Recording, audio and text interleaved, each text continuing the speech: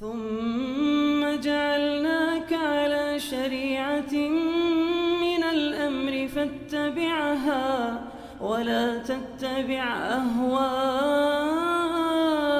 الذين لا يعلمون. Baik, ada yang mengatakan bahwa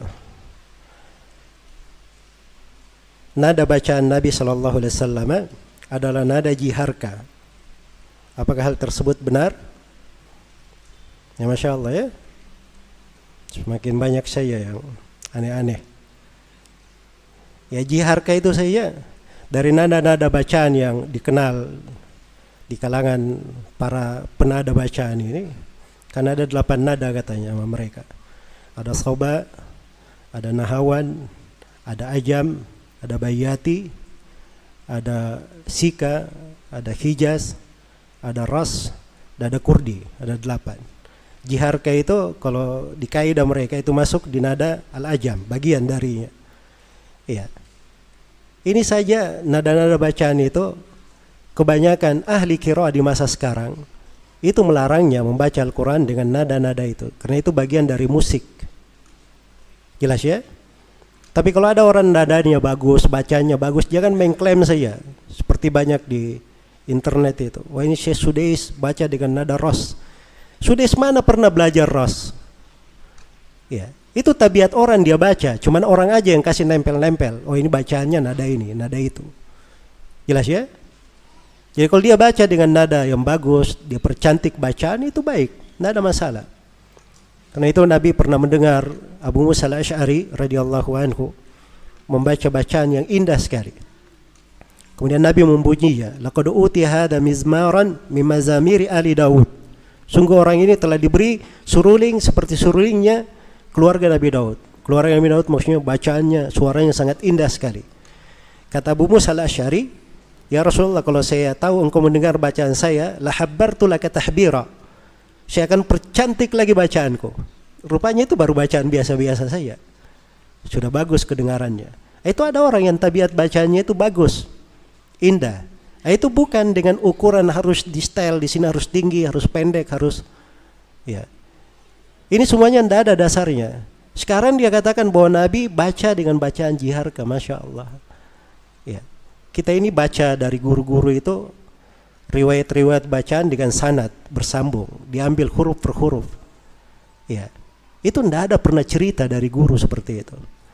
Maka ini yang bawa hadits palsu ini, silahkan dia terangkan di mana sanadnya, dari mana diambil. Ya. Dia terangkan saja hadits palsunya di mana, bahwa Nabi baca dengan nada jiharka. Itu harus ada riwayat, jangan sembarang berucap. Kalau tidak, maka dia akan masuk ke dalam sabda Nabi sallallahu alaihi wasallam, "Man kadzaba alayya muta'ammidan falyatabawwa maq'adahu minan nar." Siapa yang berdusta atas namaku dengan sengaja, maka hendaknya dia mempersiapkan tempat duduknya dari api neraka. Iya. Dan ada berbagai lafaz di dalam riwayat dan juga syah dari Nabi sallallahu alaihi wasallam bersabda, "Man haddatsa anni bi haditsin yara annahu kadzib fa huwa ahdul kadzibin." Siapa yang menyampaikan dariku hadits dia sangka atau dia lihat itu dusta, bisa dibaca yara atau yura, maka dia adalah salah satu dari para pendusta, dan bisa juga dibaca fa huwa ahdul kadzibaini, salah satu dari 2 pendusta. Iya. Baik. Semoga Allah Subhanahu wa taala memberi taufik kepada semuanya. Bagaimana menyikapi lingkungan masjid di dekat rumah saya yang banyak melakukan bidah seperti dzikir berjamaah, gerakan salat yang tidak ada tuntunannya dan semisal dengan itu? Apa yang harus dilakukan untuk mengingkarinya? Nah, ini pertama perlu ilmu di dalam mengingkari. Kemudian yang kedua, dia perlu hikmah. Kemudian yang ketiga, dia perlu hilim. Ya, tidak tergesa-gesa. Ya, seorang itu harus dia dudukkan segala sesuatu pada tempatnya. Ya, kadang di dalam mengingkari itu tidak mesti seorang terjadi sekarang langsung dia ingkari. Mungkin dia perbaiki di waktu yang tepat, di momen yang tepat, atau mungkin dia keberadaannya di situ. Kalau dia bicara nggak diterima, dia tetap di masjidnya, terbiasa dengan masyarakat, familiar dengan mereka, dan mereka juga familiar dengannya. Lama kelamaan dia bisa memasukkan apa yang ingin dia masukkan. Iya. Dan kadang perlu untuk memahami tahapan-tahapan yang seperti itu. Semoga Allah Subhanahu wa taala memberi taufik kepada semuanya. Wallahu taala alam. Apakah taat kepada pemimpin hanya berlaku untuk negara yang berhukum Islam? Karena ada fatwa Syekh bin Baz dan Syekh As-Sa'di yang mengatakan bahwa ulil amri itu hanya yang memimpin negeri yang berhukum dengan hukum Islam. Ini salah paham ya.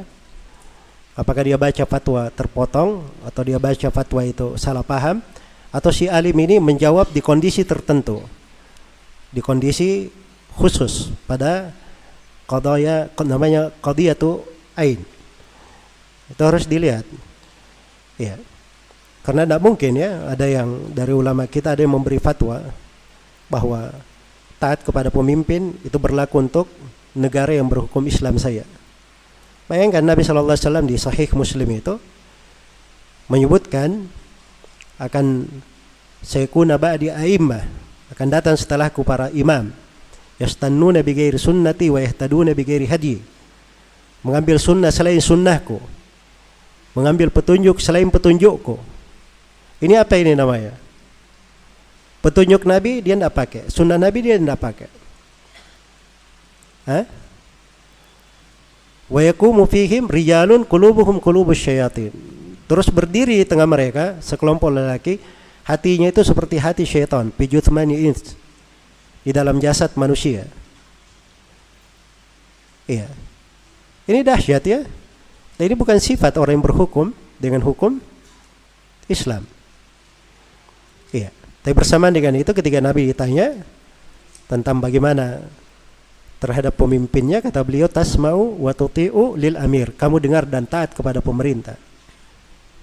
Wa in duriba dhuhruka wa ukhidha maluka, walaupun dipukul punggungmu, diambil hartamu, isma wa ati', dengar dan taat. Baik,